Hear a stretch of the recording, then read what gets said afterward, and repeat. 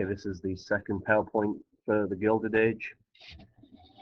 We're going to focus on the 1890s, which is a decade of crisis.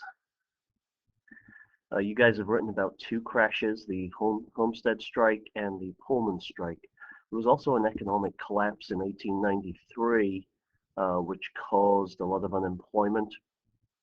In 1894, a man called Jacob Coxey marched with a bunch of unemployed men, marched on Washington, D.C. The government had them arrested. 1890 sees a major third party appear.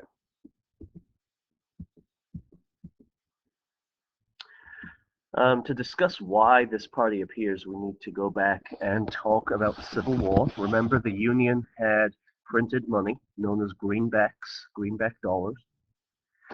After the war, the government wanted to kind of rein in those dollars and gradually phase them out and get them out of the currency. In 1873, the government also made a pretty big decision. It had already decided to kind of phase out the greenback dollars. Now it decided to stop making coins out of silver. So the U.S. currency is based entirely on gold. And remember, along with the Industrial Revolution and all the efficiency that the technology made, and people like Carnegie and Rockefeller, only basing the currency on gold leads to deflation.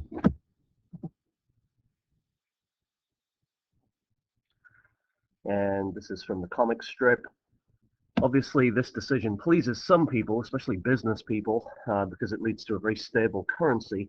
However, farmers are going to want more money in the economy, and silver would have allowed more money in the economy, and we'll talk about why.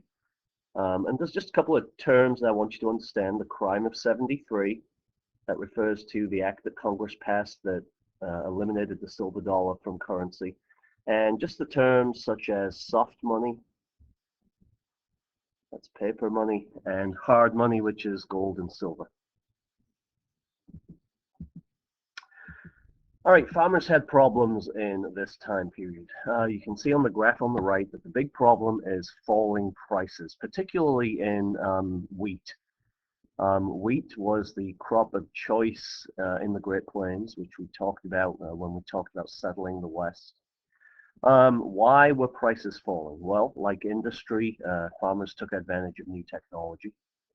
And they just became more efficient. One farmer could produce a lot more of the crop.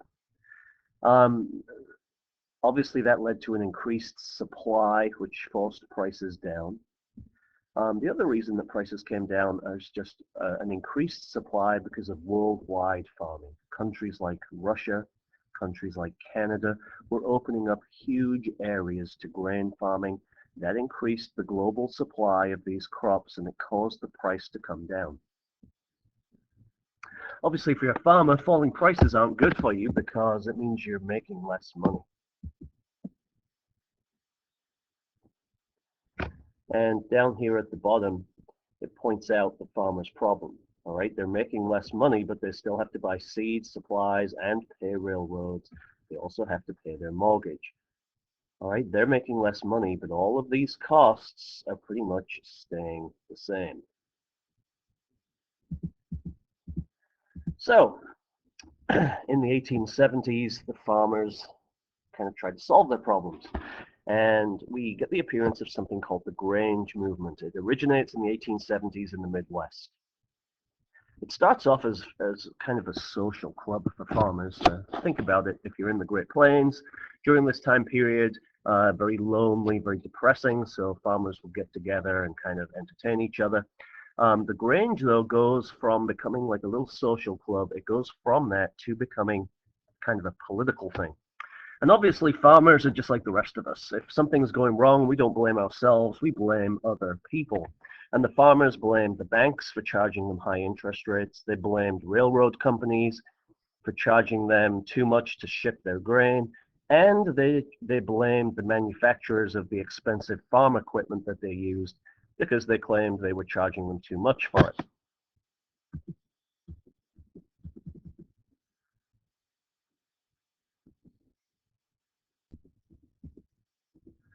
Now, what happens is in the 1870s, states in the Midwest, states like Illinois, Wisconsin, states like that, they're going to pass what are called Granger laws. These laws regulate railroads and warehouses. And by regulate, I mean that they cap the amount that railroads could charge, and they cap the amount that warehouses could charge. Imagine if today, if we said to gas stations, you can only charge $3 a gallon for gas. That would be kind of like what the Granger laws were like. The Granger laws basically said to railroads and warehouses, you can only charge so much to farmers. In the 1880s, another farmers' movement appeared. This was the Alliance movement, and it originated further south. So the Granger movement originates in the Midwest. The Alliance movement originates in the south. And the alliance movement is a little bit different. Here, that emphasizes farmers joining together and cooperating by buying seed together, pooling their money, buying one machine and kind of using it, one taking turns and using it, that kind of thing. All right, we're going to have some obvious challenges to this in the Supreme Court. Railroads are not going to take this lightly. The railroads are not going to take this state regulation lying down. In 1877, a victory for the farmers came in Munn versus Illinois. And don't worry about the titles of these court cases, other than Munn would be a company. I think that was a warehouse company. And they're suing the state of Illinois because Illinois was regulating how much they could charge. In 1883, though, there was a big defeat for the farmers. The Wabash Railroad Company sued the state of Illinois and the Supreme Court agreed that the state of Illinois could not regulate the Wabash Railroad Company because the Wabash Company operated across state lines. So this became a federal matter. As a result, the federal government created something called the Interstate Commerce Commission, commonly known as the ICC. This was supposed to be a watchdog over the railroads. It was supposed to regulate them and make sure that they behaved themselves. Unfortunately, for the first 15 or so years of its life, it was absolutely useless. It was toothless, and pretty much it served the railroads. And the example I used in day 2 classes was, I have front door duty in the morning, and I'm supposed to kind of be the watchdog, and I'm supposed to make sure there's no fights and catch people with drinks and stuff coming in. If there was a fight and I joined in, then I wouldn't be doing my job. I would be adding to the problem. And that's kind of what the ICC was doing. It was supposed to be stopping, it was supposed to be watching the railroads. Instead, it kind of ganged up with them and joined them.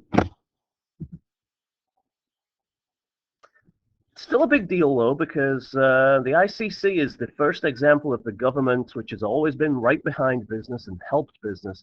Now the government is saying that it's going to regulate business, and that's something that we're going to see kind of become more and more common.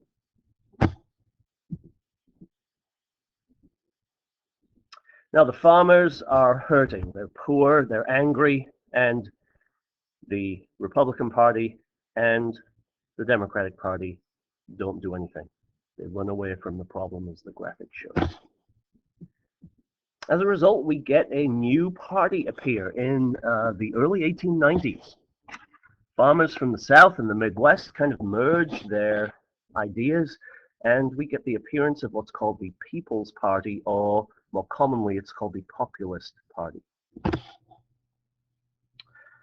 1890, they called for the following. They want the direct election of senators. They want an income tax. They want an end to protective tariffs. They want cheap loans for farmers. They want what were called sub-treasuries for surplus crops. So if the market price for crops wasn't very good, a sub-treasury would pay the farmers a fair price in the minds of the farmers for these crops, and then the government would hold these crops, and then the government would wait until the price went back up, and then they would sell them. They wanted a ban on land being owned by aliens. That means foreign people, not little green men from Mars. And number 7, this is the most important one. They wanted free coinage of silver. Now, the reason they want free coinage of silver is they want to pump money into the economy, which would inflate the economy. It would lead to higher prices, and that would mean more money for farmers. If you look at the 1892 election, the Populist Party does something that very few parties have ever done. They actually win a few states. What this map doesn't show is that the Populist Party also managed to get 3 or 4 governors elected, especially out west, and they managed to get several representatives into Congress.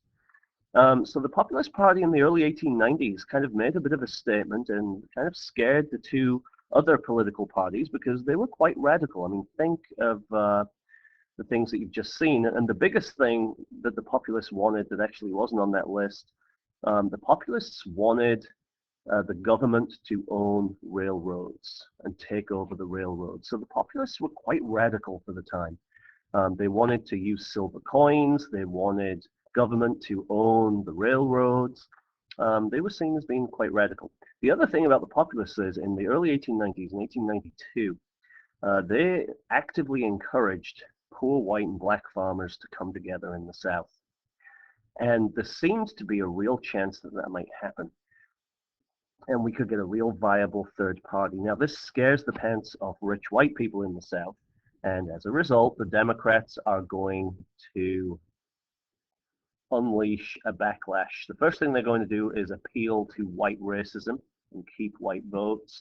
The second thing they're going to do is southern states in the early 1890s come up with ingenious ways to stop African Americans from voting. We're talking literacy tests, we're talking poll taxes, and when you do the Jim Crow activity at the end, you'll see what I mean. 1896 election is one of the most important elections in US history. The issue of money and currency absolutely dominates the election. On the one side, you have the Republicans who want to remain on what's called the gold standard. In other words, the currency would be entirely backed by gold and gold alone. The Democrats nominate a guy called William Jennings Bryan. William Jennings Bryan, his main argument is going to be that the economy and the currency should be based on gold and silver. Obviously, this is taking one of the populists' ideas, and you can see from the little graphic on the right-hand side at the bottom that the populist platform, and the platform just means what you're running on, the program that you're running on, William Jennings Bryan has stolen one of the populist platforms, free silver. So the big issue for the populists is what the heck were they going to do? And the populists decided to join with the Democrats and support them.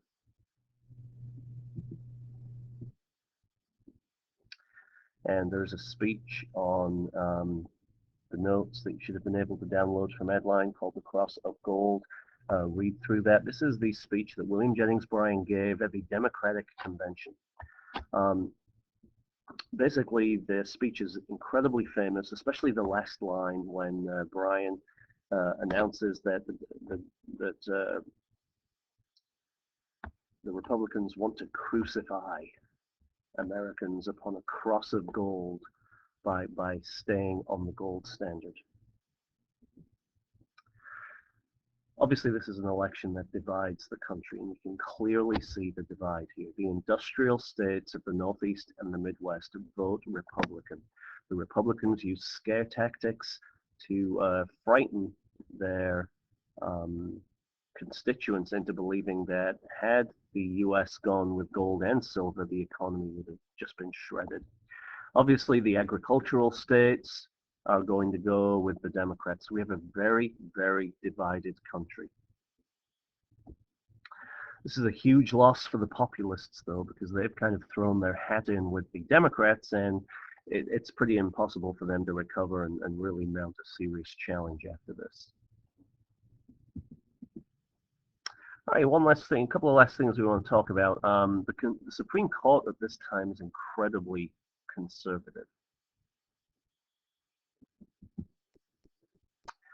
One of the big things that the Supreme Court does during this time is it opens the door for Jim Crow's segregation. In 1883, the Supreme Court heard civil rights cases that were based on the 1875 law passed right at the end of Reconstruction. Obviously, Republicans at that point in 1875 realized that more and more of the South was coming under the control of the Democrats. The Republicans passed the Civil Rights Act, which made it illegal to discriminate against anyone in public places. What I mean by that is restaurants, theaters, places like that.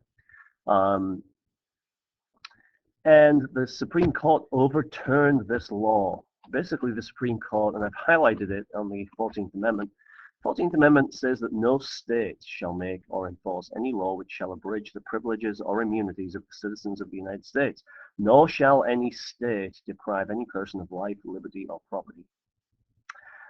Well, let's imagine that Hammond owns a restaurant and Hammond doesn't want black people to go to his restaurant, and Hammond hangs up a sign and says, whites only. According to the Supreme Court and their conservative ideas at this time, the Supreme Court decided that, based on the 14th Amendment language, that was okay. Hammond is not a state. He is a private individual, and if he wants to ban someone from his restaurant, he has every right to do so because the 14th Amendment only mentioned states. Obviously, that led to Jim Crow in the South.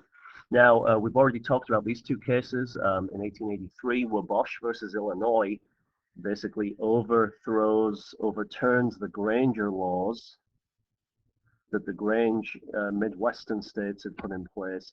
And that decision basically says that the federal government is in charge of regulating railroads, not state governments. The ICC is created. We talked about that. And one other thing that we'll talk about more next unit, but we'll talk about it quickly here. The Sherman Antitrust Act is passed in 1890. This, as its name implies, this is a law that is antitrust, it's anti-monopoly. It's a law, it's a federal law designed to prevent the growth of really huge businesses that Americans were becoming a little scared of. Well, the Supreme Court made an interesting decision in 1895. In 1895, they heard the case brought against the Sugar Trust, which in this case was represented by the E.C. Knight Company. The Sugar Trust controlled 98% of all sugar refining in the United States, and the Supreme Court ruled that it was not a monopoly. 98% of all sugar refining, and the Supreme Court ruled it wasn't a monopoly.